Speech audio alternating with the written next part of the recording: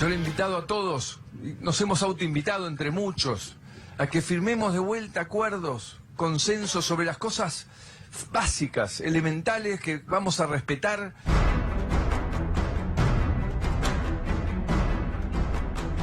El presidente Fernando de la Rúa y su antecesor Carlos Menem iniciaron un diálogo con el objetivo de lograr la concertación. Creo que un acuerdo patriótico es fundamental para salir de esta crisis. Y cuando hablo de acuerdo patriótico, no estoy haciendo referencia tan solo a los partidos políticos. Independientemente del partido político que representen, cuestiones básicas de toda la dirigencia. Y cuando hablo de acuerdo patriótico, no estoy haciendo referencia tan solo a los partidos políticos. ¿Cierra, Luis, este llamado a la unidad?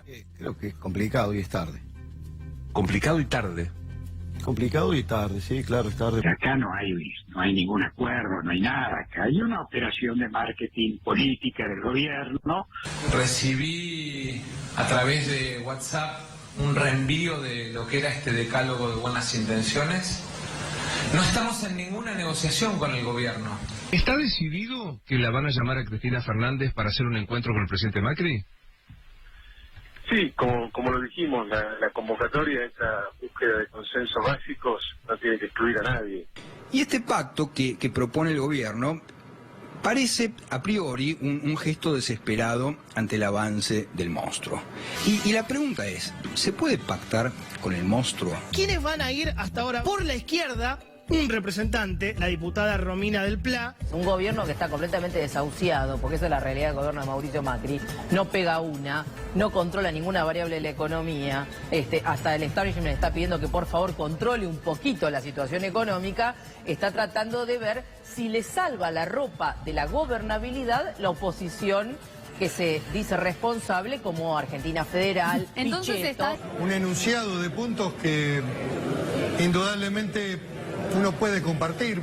Me parece que es importante que la iniciativa de dialogar, si se hubiese hecho esto antes, por ahí no hubiésemos ahorrado de la crisis que vive la Argentina. Puntos básicos. El primero tiene que ver con el respeto al equilibrio fiscal. El quinto promueve avanzar en un modelo más moderno de legislación laboral. El séptimo, el de consolidar un sistema previsional sostenible en el tiempo. Hubiesen sido más honestos si lo hubiesen dejado en inglés, porque eso es lo que le está pidiendo el fondo.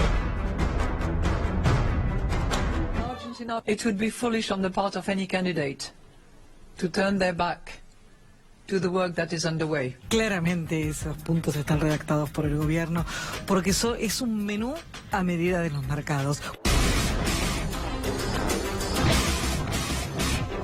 No puedo creer todas las cosas que hizo al pedo Manuel Belgrano. Estaba hablando con Pablo Cano hace un rato nada más. Qué laburo al pedo de San Martín, Manuel Belgrano, Mariano Moreno.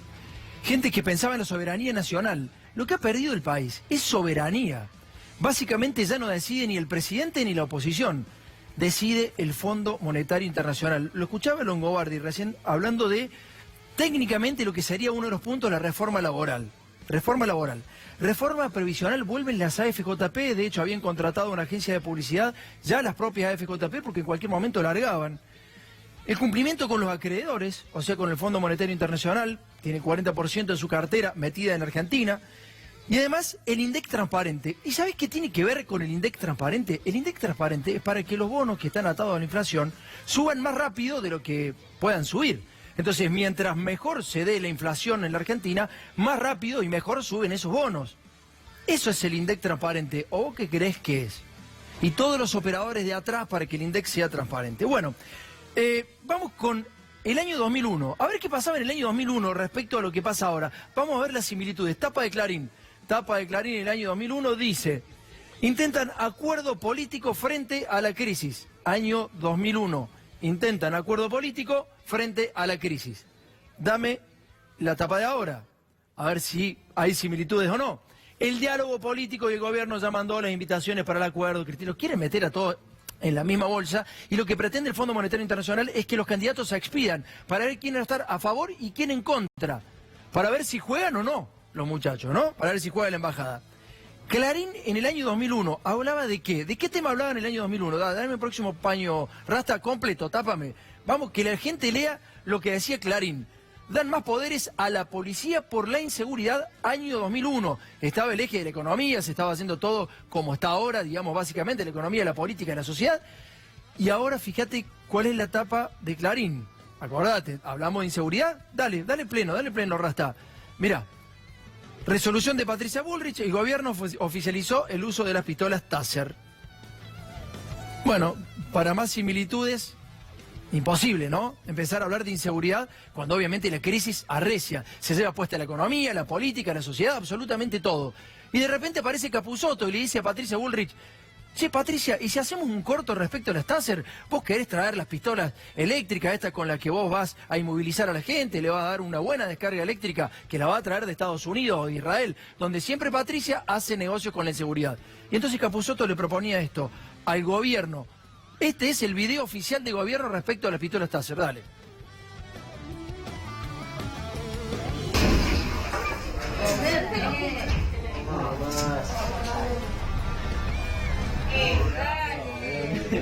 Vamos.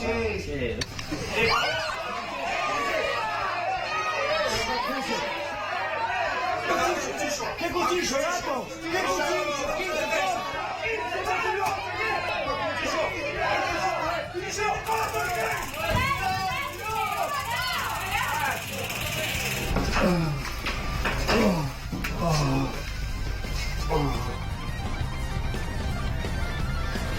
Era una joda, no era Capusotto. Esa es Patricia Bullrich, dirigiendo un corto para traer las pistolas Taser a la Argentina.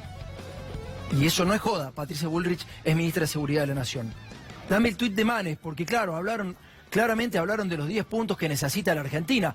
Para Christine Lagarde lo necesita esos 10 puntos. Porque fíjate el tuit de Manes, por favor, pleno, Rasta, vamos a jugar pleno. Los 10 puntos que el gobierno quiere consensuar con el peronismo de cara a las elecciones, y dice que nadie habló del hambre que sufren millones de argentinos. Claro que no van a hablar del hambre. Cuando el banco a vos te presta y vos le tenés que devolver al banco, ¿vos querés que el banco piensa si tu hijo morfan? ¿Vos querés que ese banco piensa si tu hijo van a la escuela? No, quieren que le devuelva la guita, como sea. Y esa situación es la que te trataba de explicar hace un rato. En Paraná pasa esto. Llamaron a gente para que... Convocaron desde un bar a gente, un bar céntrico de Paraná, para que se presentara como mozo o lavacopas. Dale, mirá la cantidad de gente que estaba. Dale que sigue, dale que sigue. Estamos adelantándolo en cámara rápida. Y sigue, y esto es Paraná, y esto es Paraná. Eso está pasando en el país de los 10 puntos básicos que quiere Mauricio Macri y Christine Lagarde. Esto pasa en el país del Fondo Monetario Internacional. Esto pasa cuando la crisis ya es prácticamente terminal. Mirá la cantidad de gente, daba toda la vuelta a la manzana la gente que estaba para ocupar un cargo de lavacopas y un cargo de mozo en Paraná. Vamos a ver un tema que instalamos la semana pasada. Te mostramos la reunión de Garabano con el juez Rosansky, Garabano apretándolo para que renunciara.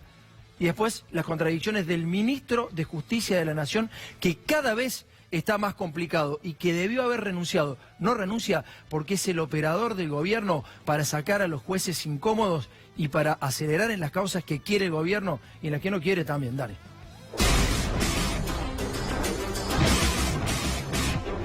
Rosansky, la verdad que una persona que o tiene un problema en la cabeza o realmente una muy mala persona, mentirosa, falaz, personas delirantes que tratan de tener su momento de fama, de revancha, inventando cosas, que la base de la sociedad tiene que ser el diálogo y tratar de conducirnos todos de la mejor manera, de acuerdo a principios y a valores, que es claramente lo que esta persona no tiene. Fue un impacto lo que presentó Tomás Méndez en ADN. Los audios que Rosansky grabó y que se convirtió en un gran documento periodístico. Si Garabano tuviera un poquitín de vergüenza, él mismo tendría que pedir la renuncia. Por supuesto que no lo hace, porque cuanto ha llevado a cabo Garabano es por orden de Macri. Usted se reunió con Fariña y Garabano en el Ministerio de Justicia de la Nación. Sí, en el despacho del doctor Garabano. El ministro, sí. Ministro Germán Garabano, una sola consultita con respecto al caso Fariña. La abogada en su momento Robles dijo de que usted se reunió. ¿Por qué? ¿Por qué es poco serio? Poco serio. ¿Va a aportar algún tipo de información con respecto a lo que... Poco serio. ¿Por qué es poco serio, ministro? Muy poco serio, porque no es cierto. Quisiera saber concretamente si usted niega o no esa reunión con Fariña y la abogada en su despacho. Yo tuve 2 reuniones con Fariña, una hace ya más de 2 años y otra ahora más recientemente. Muy poco serio, porque no es cierto. Yo tuve 2 reuniones con Fariña. ¿Qué debería pasar con el ministro Garabano frente a esto? Había un periodista, ¿no?, que decía que si tenía dignidad que se eche. Yo creo que es imposible que esa persona esté un minuto más, un segundo más al frente de la cartera de justicia. Yo creo que hasta los propios colegas del gobierno deberían decir que den un paso al costado para que no siga ensuciando la imagen de todo el gobierno. Obviamente es un fusible, porque lo que estaba siendo mandado por el presidente de la Nación.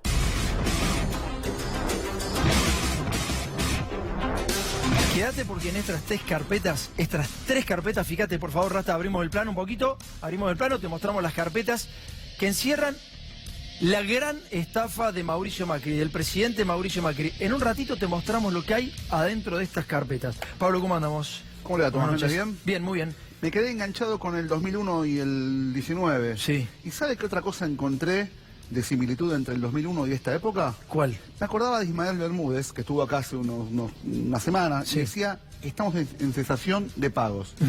En el 2001, mayo, junio, el 2001 que estábamos viendo recién, era un país que estaba haciendo el default. ¿Será el mismo final? Ariel, ¿cómo andamos? Buenas noches, ¿Bien? ¿Y vos? Muy bien. Bueno, veía lo que decía recién Germán Garabano y lo que estábamos comentando en relación a Rosansky, Germán Garabano, cómo fue sacado Rosansky de su lugar. No es el primer caso de un juez inconveniente para el gobierno que es invitado a dejar su cargo. Pasó con Ballestero, Fara se fue, también ambos jueces de la Cámara Federal se fue a otro distrito. Es decir, el gobierno ha tenido una mecánica de apretar, de ir empujándolos a los jueces que consideraba que no eran de su palo, por decirlo mal y pronto, y finalmente los sacó del cargo. ¿Cómo? Presentando la renuncia para evitarles una destitución que implicaría, por ejemplo, dejarlos sin el beneficio de la jubilación.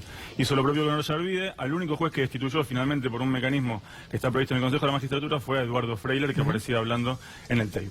Vamos a mostrarte una partecita, 40 segundos nada más, de esa primera parte de la reunión de Garabano y abrimos la mesa con los 3 especialistas. Tenemos a Magdalena Odarda, que va a recibir justamente a la candidata a jueza que propone el gobierno para reemplazar a Rosansky. Te vamos a mostrar quién es y cómo llega esa parte. Federico Parolo, que es el abogado de Rosansky, y Natalia Salvo, que es especialista ya en esta causa, la abogada de Chévez, y en un ratito vamos a hablar sobre cómo viene funcionando. Pero esta es la reunión de Garabano con Rosansky para el apriete. Dale. Gracias por venir acá y bueno, yo estuve hablando en un momento antes con Meli.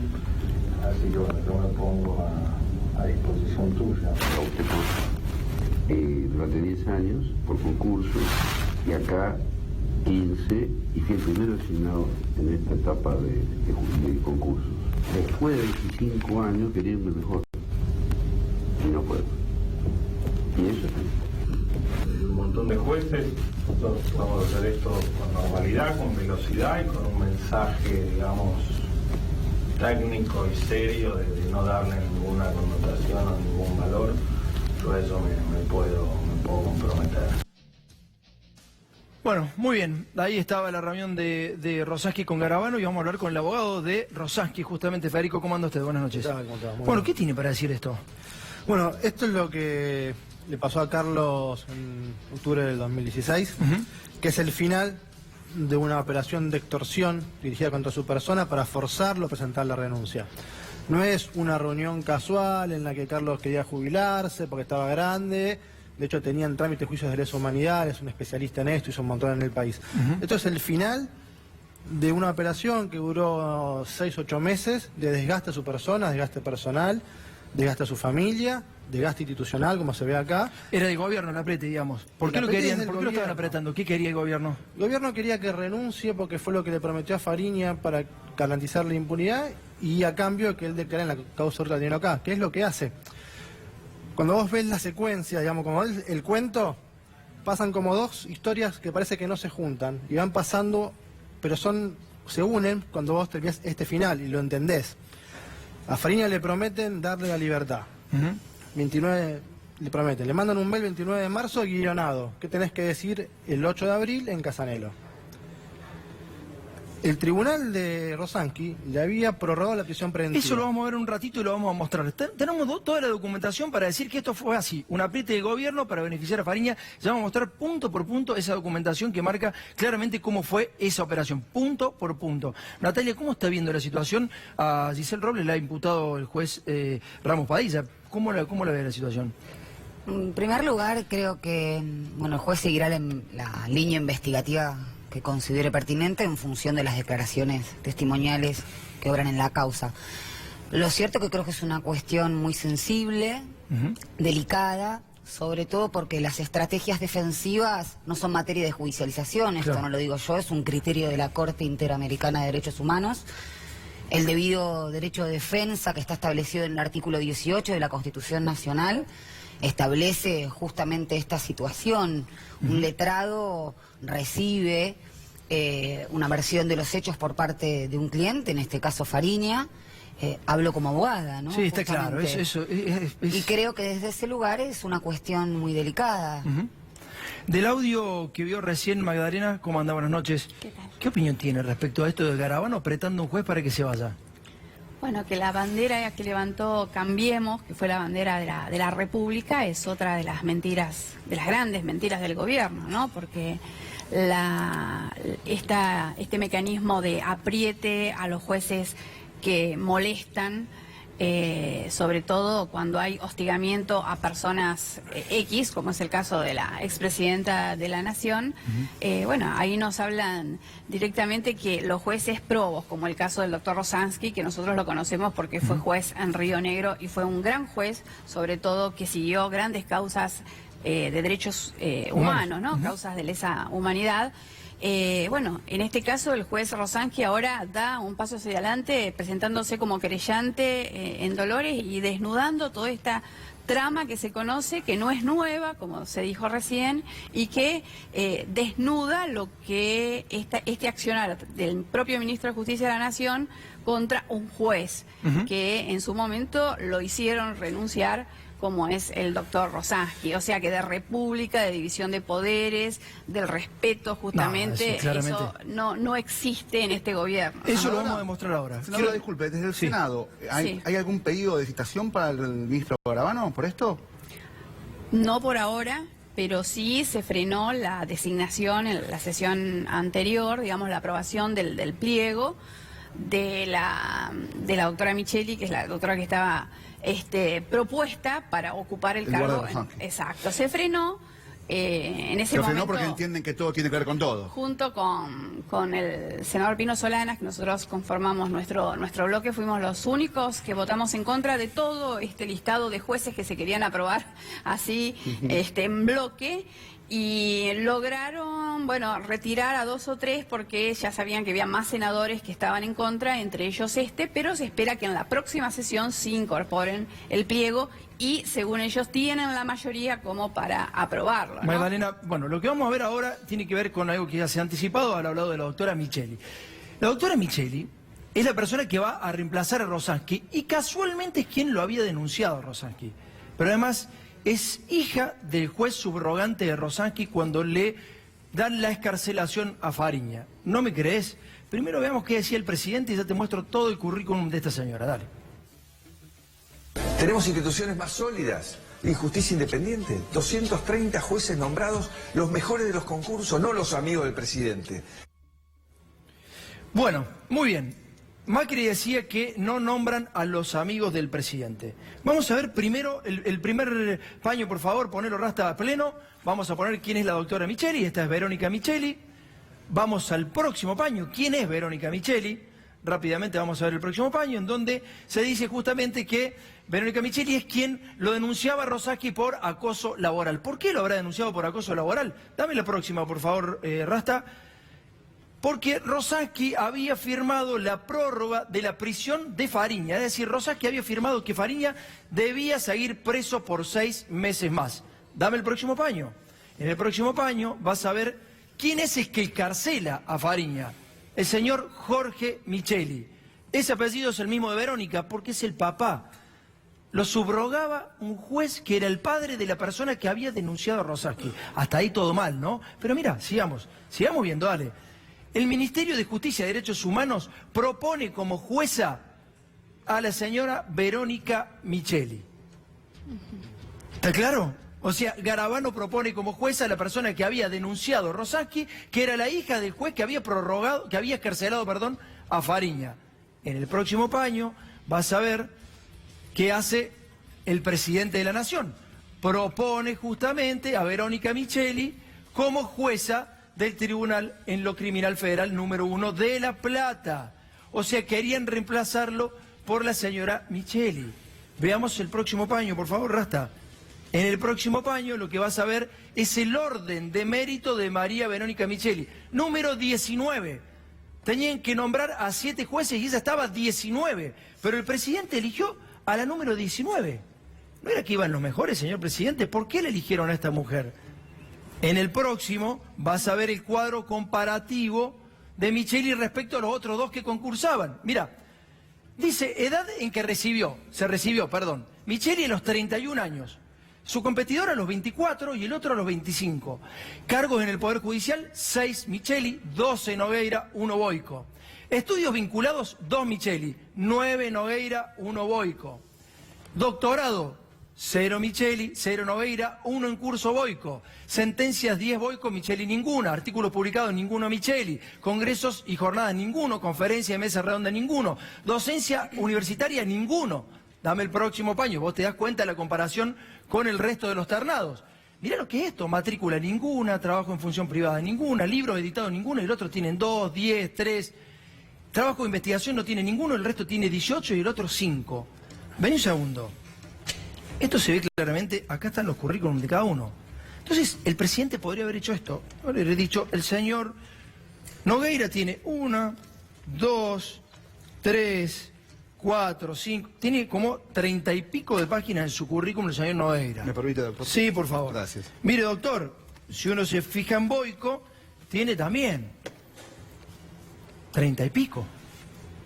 ¿Está claro? Tiene, mire, señor presidente. ¿Dónde sacamos esto? ¿Cómo? ¿De dónde sacamos esto? Esto es lo que presenta cada uno de los candidatos. Pero está subido seguramente a la página del Poder Judicial. Está subido a la página del Poder Judicial, capaz que Macri no tuvo tiempo. Pues no lo pudo ver. Pero fíjate, Garabano estaba justo apretando jueces y no. Están al pedo en las redes por ahí, le pueden pedir a uno de Marquitos Peña, ¿no? 2, 3, 4, 5, Esto es el doctor 6, 7, 8, 9, 10, 11. Tenés 25 páginas.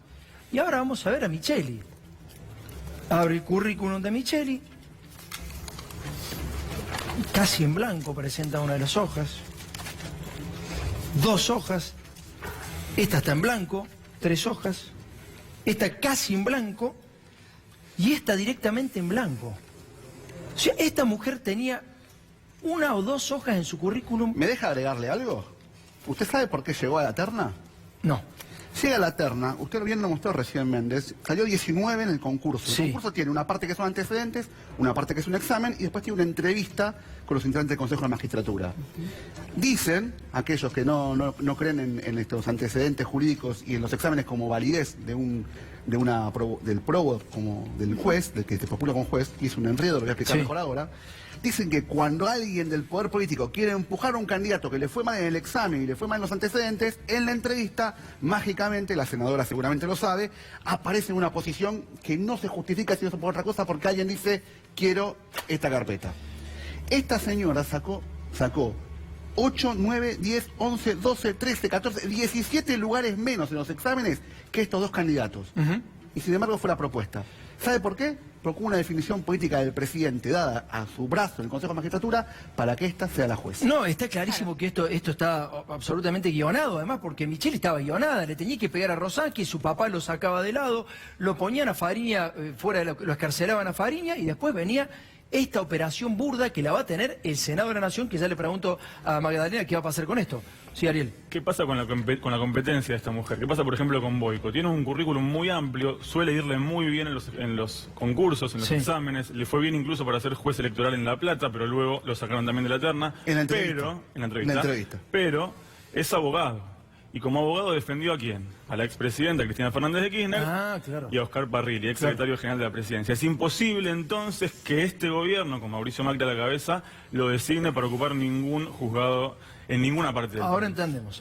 Magdalena, esto va a llegar llegó el Senado. Ya llegó. Y bueno, lamentablemente tienen esta mayoría especial compuesta por los senadores de Cambiemos, más algunos senadores del bloque de Alternativa Federal que acompañaron, bueno, todos estos jueces que se votaron en la sesión anterior y ahora seguramente van a tener esa mayoría. ¿Hay una justicia M, senadora?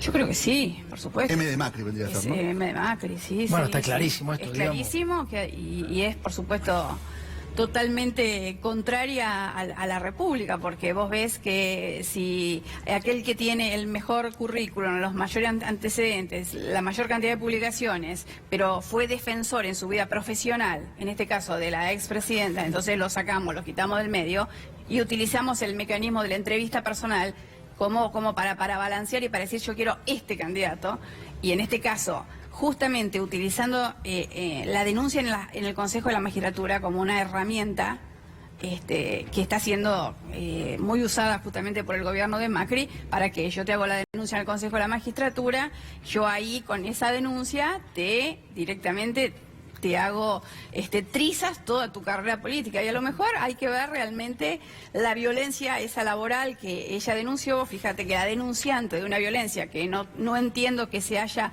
podido justificar, porque si no de ninguna manera se le hubiera aceptado la renuncia a Rosansky si se hubiera probado, si hubiera probado esa violencia laboral. Sin embargo, lo que hacen es, le hacen la denuncia de violencia laboral, y con esa denuncia de violencia laboral lo que hacen ahora es ponerla a ella misma, la denunciante de algo que no estuvo probado, porque si no, no le hubieran aceptado ocupando el lugar la renuncia, del juez. Ocupando el lugar del juez que ella denunció. ¿Es un escándalo o uno lo ve mal? Es un escándalo republicano que tiene una gravedad institucional muy importante, Federico, muy grande. algo para decir, digamos, de todo lo que está viendo. ¿Qué va a hacer Primero Rosansky con todo esto? Y aclarar algo. La primera denuncia que le hace esta señora es archivada. 3 años después la vuelven a sacar, violando todos los reglamentos del Consejo de la Magistratura. Esto también hay que tenerlo en cuenta. Fue una demostración de poder eso. Fue decirle, yo te saco esta denuncia, que no lo puedo hacer, lo hago igual, porque tengo los votos para sacarte. A ver, ¿qué le pasa a la gente? Yo estas cosas quiero que por favor las entiendas. Lo que está pasando es sumamente grave. Hay un presidente que está, de alguna manera, lo está haciendo, está extorsionando a jueces, porque no es Garabano. Garabano es un instrumento, es un muñeco, como lo es Angelici, son muñecos, es gente menor. El presidente está utilizando a sus herramientas para presionar a los jueces para que renuncien, y ponen gente de jueces que se reciben a los 31 años y no tienen currículum. Y esos tipos son los que van a decidir sobre la prisión tuya, sobre tu prisión. Sacala del medio a la expresidenta, sacala del medio a Debido. Supongamos que a vos no te importa ni Debido ni la presidenta. Esos son los jueces que a vos te pueden meter preso. Un tipo que se recibió a los 31 años, que no tiene antecedentes, que no tiene valor nada más que porque hizo una operación política. El único valor que tiene la señora Verónica Micheli es que hizo una operación política burda, berreta, para darle sustentabilidad a un gobierno que también es burdo y berreto. ¿Sabes por qué? Porque ahora el juez Ramos Padilla, que aparentemente tiene coraje, y digo aparentemente, porque si bien va por la abogada Robles, porque supuestamente hay una operación de la CIDE, los muchachos de la CIDE por sí mismos no deciden absolutamente nada, y no deberían tener ningún interés cada uno de esos agentes por sí mismo. Evidentemente que está el gobierno detrás de esto. Entonces, si vamos a avanzar en serio, hay que llamar a esos agentes de la CIDE, hay que imputarlos y preguntarles quién lo mandó a hacer la operación Fariña. Como la mandaron a esta mujer que ahora va a ser jueza, como lo mandaron a su papá que es juez. Un dirigente político, vos lo elegís o no lo elegís, cada 4 años lo podés renovar. A un juez no lo sacás más. Y mete preso a gente que le dicen los gobiernos de turno qué tienen que hacer. Estos tipos son lo peor que hay en nuestra sociedad. Esta mujer que va a ser jueza porque hizo operaciones políticas. No sé si coincidís, Sí, Natalia. absolutamente, sobre todo teniendo en cuenta el paradigma que ellos intentaron entronizar cuando llegaron al gobierno, la justicia independiente. Es decir, tenemos un ministro de Justicia que le ha pedido el juicio político al juez que está investigando en la causa. Un mismo ministerio, quien preside una cartera ministerial que está teóricamente armando instruyendo y confeccionando las declaraciones testimoniales de imputados para que involucren a opositores políticos. Eso es de una gravedad extrema y creo que es fundamental y de importancia capital que vos puedas resaltar que esto es de una gravedad institucional mayúscula para cualquiera de los ciudadanos y ciudadanas. Claro. No solamente está ceñido una causa en particular, y lo venimos diciendo desde el primer momento. La incidencia, la cooperación y la íntima vinculación que existe en esta organización ilícita que hace espionaje judicial y político, están involucrados el mismo poder político, con incidencia también, o sea, no hay recuerdo el tema de mi cliente. O sea, mi cliente incluso ha aportado audios en donde esta misma persona, D'Alessio, deja constancia que ha hecho mentir a Fariña. Bueno, a ver, vamos a poner un segundo en situación. Fíjate, Rasta, si está el audio de la reunión de Garabano, el segundo o tercer audio, cualquiera de los dos, y después te voy a preguntar, Magdalena, porque vos fuiste una persona cercana a Elisa Carrió, digo, estuviste muy cerca de ella, y te voy a preguntar realmente si vos la creés capaz de hacer inteligencia con la banda que el juez está investigando. Dame un segundo, vamos a escuchar el audio de Garabano, el enviado por Mauricio Macri para echar a un juez que no le daba la escarcelación a Fariña. ¿Por qué no querían escarcelar a Fariña? ¿Para meter preso a quién? ¿Para qué le servía Fariña? Dale. Cuando hay tanta virulencia, llama la atención. Sí, la verdad que... Por favor. Bueno, si yo voy a la comisión, pero vos sos consejero, si yo no que valores de ningún modo, de ningún modo. Yo soy medio arquero, pero no soy tan bueno.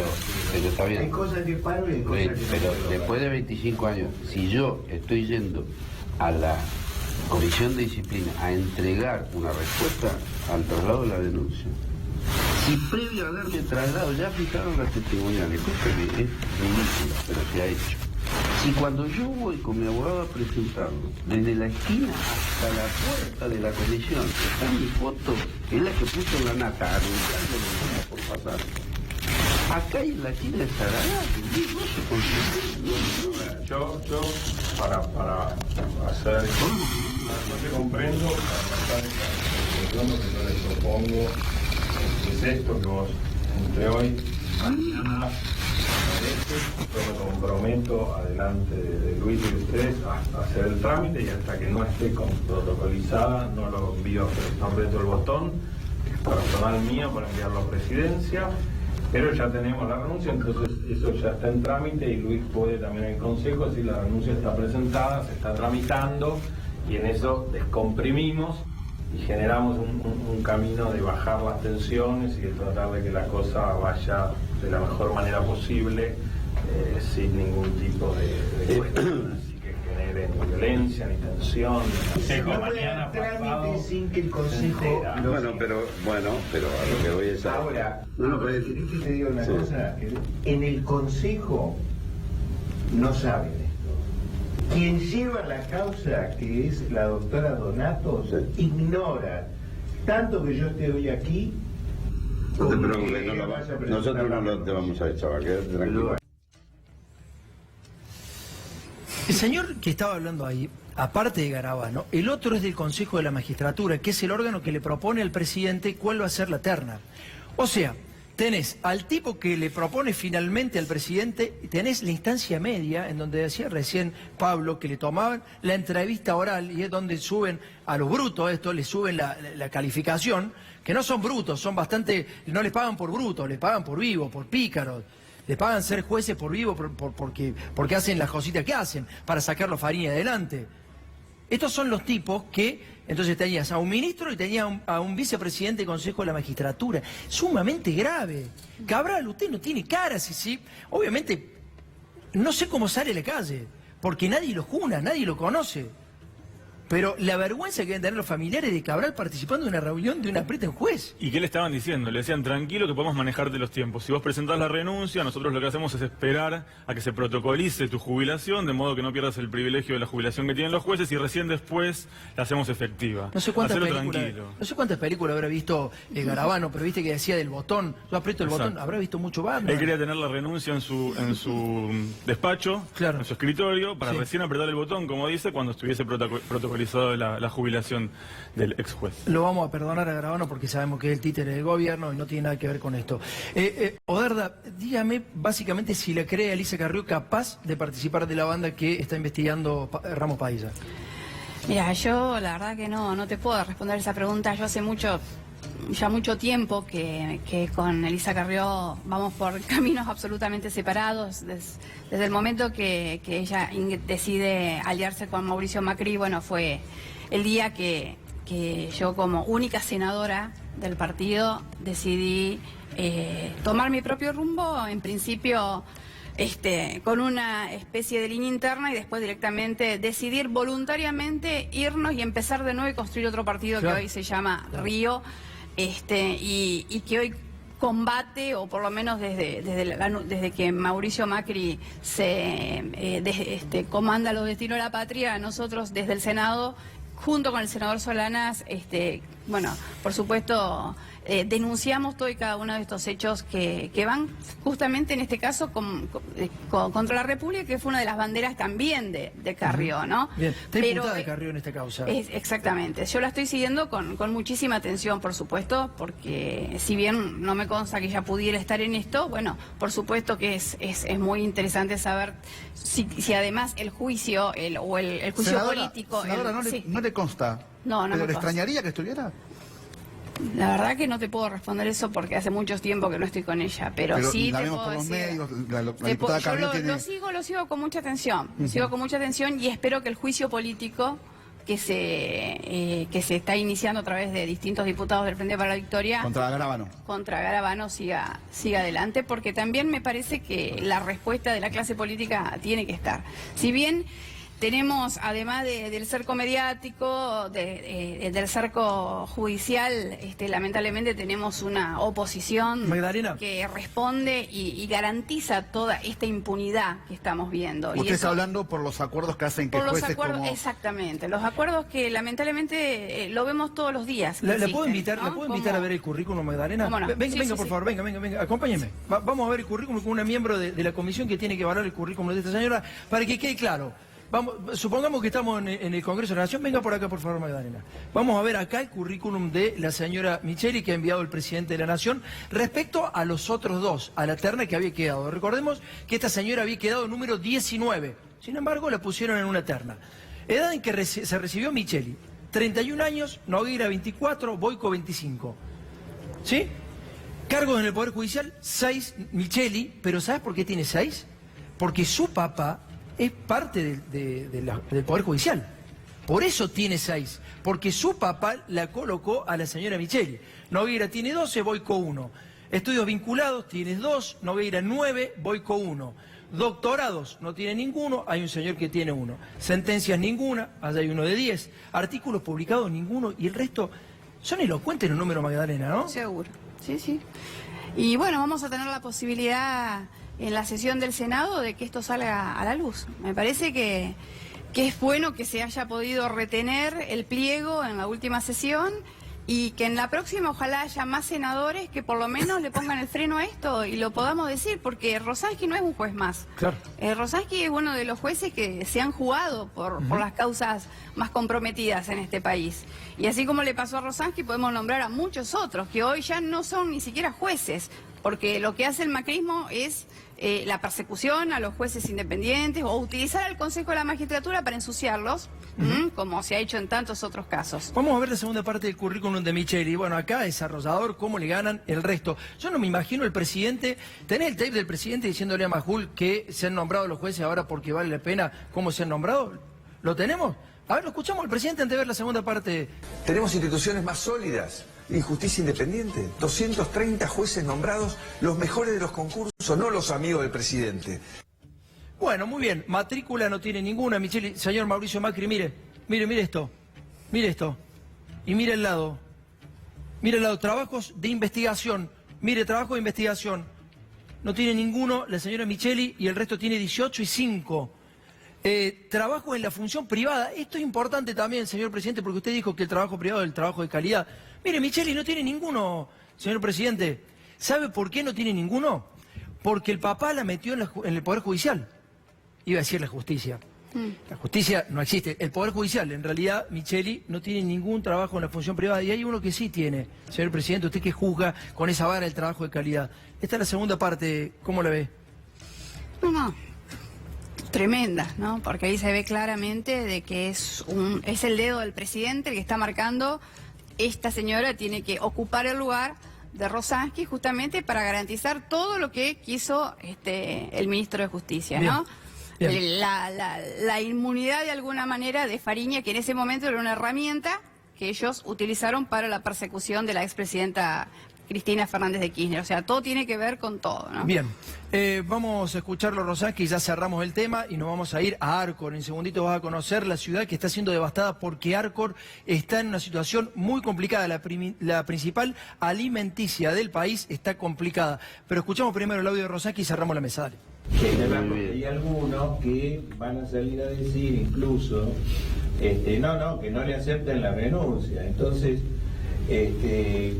porque hay demasiados actores. Entonces, por eso hice esto con absoluto resguardo de confidencialidad. Por eso hablé solo con Venus y con Germán.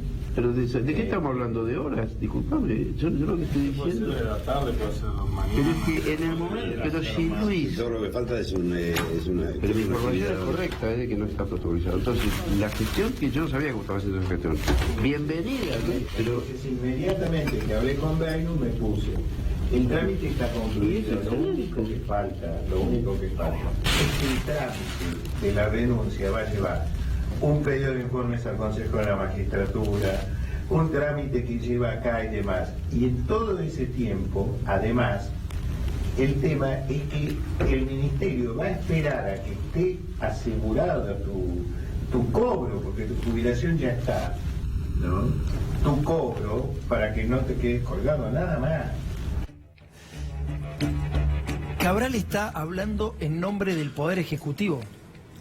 El miembro del Consejo de la Magistratura está diciendo, tranquilo, si nosotros te vamos a pagar. Como si la plata fuera de Cabral, no fuera tuya, ¿no? Primero, cuando vos pagas los impuestos, la guita le va a Cabral, primero a Garabano y al juez que estaban echando. Entonces, Cabral, como si fuera su caja, como si fuera su billetera, le dice, quédate tranquilo porque te vamos a agarpar. Te vas a ir, pero te vamos a agarpar. Vos no le agarpás a nadie, Cabral. Vos no le garpás absolutamente a nadie. A vos te garpan por hacer estas barbaridades. Vos sos mafia, hermano. Vos no tenés por qué tocar la plata del Estado. No tenés por qué disponer de la plata del Estado, salvo que el presidente te haya dicho, Cabral, dale que nosotros le vamos a dar guita, ofrecésela. Si no, no tendrías por qué haber hablado en esos términos. ¿Me lo cierra, por favor, Magdalena? No, solamente decirte que estemos atentos a la próxima sesión del Senado de la Nación. Yo voy a desnudar toda esta trama que ahora se ha, digamos, ha dado un paso adelante con esta decisión de presentarse como querellante del doctor Rosansky. Y lo bueno es que estemos atentos a cómo se vota cada uno de las designaciones en la justicia, porque no es el primer caso que pasa y que tienen esta mayoría fabricada y especial para el caso de designar jueces amigos. Federico. Lo que pasaba con esta señora que quiere nombrar jueza es muy grave por otras cosas. Porque, por ejemplo, a vos te va bien, tenés una empresa, secuestran a tu hijo para pedirte plata, lo investiga ella, porque es federal. Entonces, están destruyendo el Estado de Derecho y sin eso no hay sociedad posible. Es imposible que tengamos una sociedad sin Estado de Derecho, no se puede. Es muy peligroso lo que está pasando. Sí, exactamente. Si una mujer está dispuesta a hacer una operación política para ser jueza, después como jueza puede hacer absolutamente cualquier cosa. Es buena reflexión. ¿Natalia? Sí, yo creo que justamente es un mensaje para la sociedad. Si se naturaliza la intromisión del Poder Ejecutivo en la designación de jueces, si naturalizamos que los servicios de inteligencia vayan a apretar a jueces para que hagan determinado contenido en las sentencias, se demoniza ciertos sectores sociales, pienso por ejemplo en las organizaciones sindicales, y en materia penal también se naturaliza que no hay derecho de defensa y se demoniza a ciertos actores sociales, estamos en grave peligro. Y lo venimos diciendo desde el primer momento de esta denuncia. Muchísimas gracias a los tres por haber venido. Muchísimas gracias.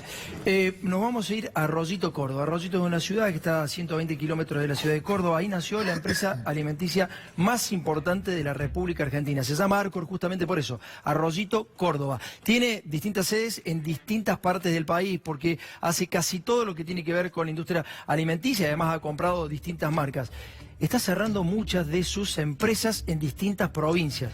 El año pasado perdió entre 1.000 millones de pesos y 1.600 millones de pesos. No se sabe bien cuál es la cifra, evidentemente que la gente de Arcor es cauta porque no quiere tener problemas políticos, pero claramente a la empresa le está yendo muy mal. Fíjate, fuimos a visitarla, dale.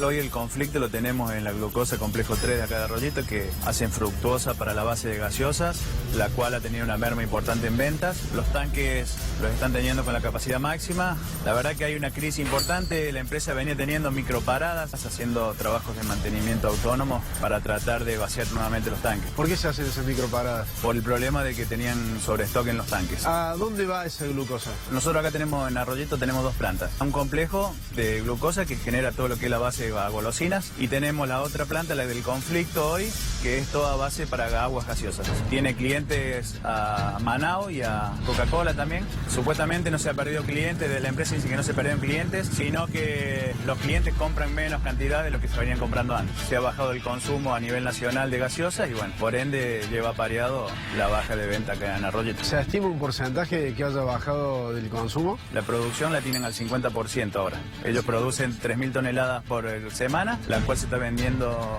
entre 1.500 y 1.700 por semana. ¿Y en el tema de golosinas también se ve alguna merma? Bueno, lo que es caramelos está muy afectada, está complicada la situación en lo que nosotros llamamos la planta de caramelos blandos de leche. Caramelos duros también viene con una complicación, chicles también está complicado, están haciendo 2 turnos actualmente, no hacen más el turno noche por el tema de la baja producción. Nosotros hace del 2015 que viene la baja permanente, se decía que era por problemas de elecciones, de épocas eleccionarias. Permanentemente, desde el 2015 hasta el día de la fecha, ha habido una merma importante en la producción en todas las áreas. Hay una alta preocupación, digamos, nadie quiere quedar desempleado, pero la gente está bastante preocupada porque está viendo un panorama negro a futuro. ¿Cuántas personas son las que trabajan en Arcor? El total del complejo acá en Arroyito tiene 1.800.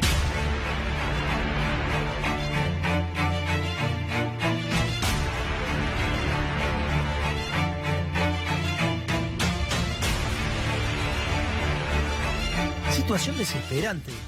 Arcor nació en esa ciudad y esa ciudad se desarrolló gracias a Arcor. El resto de las ciudades satélites de Arroyito viven gracias a Arcor, pero también vive parte de Mendoza, vive parte de San Luis, otras ciudades de Córdoba, pero también de Santiago del Estero. Arcor es una empresa transversal aparte, porque uno ve los caramelos, los dulces, Arcor imprime sus envases, claro, y distribuye.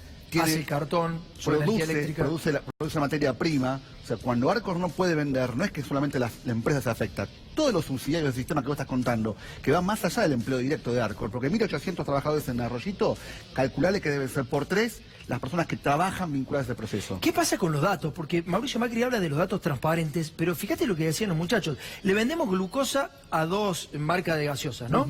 El 50% menos que el año pasado. ¿Escuchaste? Para las bebidas gaseosas, la glucosa que le vende Arcor es 50% menos. O sea, ¿las ventas cuánto cayeron? Sí, ¿50%? Dale, mostrame un poco a ver qué está pasando con los artículos periodísticos, Rasta. A ver, vamos viendo un poquito qué pasa con Arcor. Esto es la nueva. Tras 70 años de trabajo, Arcor anunció el cierre de la campañola en Mendoza y hay 125 despidos. Alrededor de esto, ¿por qué en Mendoza? Porque en Mendoza se hace, digamos, la producción de fruta. Entonces la campañola que hacía mermeladas deja de hacerlo. ¿Por qué? Porque los productores ya no se les garpa nada. ¿Te acordás que estuvimos en el Alto Valle, después estuvimos en Mendoza? Te mostramos cuál era la decadencia que estaban sufriendo esos productores. Este es el fruto de eso. A ver, Tomás, ¿cuál fue el tema de inicio de tu apertura hoy? ¿Qué se había olvidado Macri en los 10 puntos? ¿El hambre? ¿Por qué hay hambre? Porque la gente no puede consumir alimentos. ¿Qué vende Arcor? Alimentos. Alimentos. Bueno, ¿qué hacemos, Rasta? ¿Vamos al TEP 2? Dale, vamos a ver qué pasa en Arroyito Córdoba, la última parte. Porque qué pasa con los comercios de Arroyito. Vamos.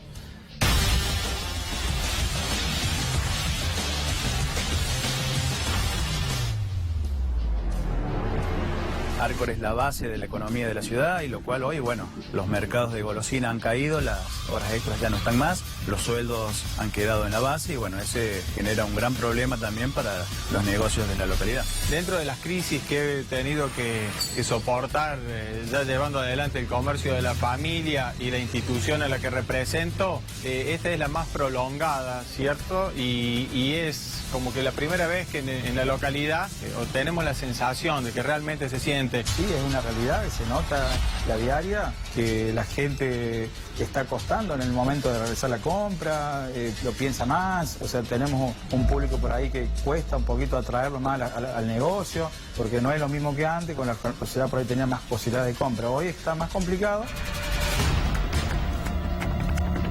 Hace del 2001 que no se generaba parada de esta índole y bueno, la verdad que la gente estaba bastante preocupada en la ciudad. En el 2001, como hablábamos antes, desde ahí en adelante, siempre lo hemos escuchado, algunos pueblos de alrededor han sufrido mucho las mermas de venta, no tanto así o en mucho menor manera Arroyitos. Ahora, en esta oportunidad es más larga la crisis, se está profundizando más, entonces empieza a llegar.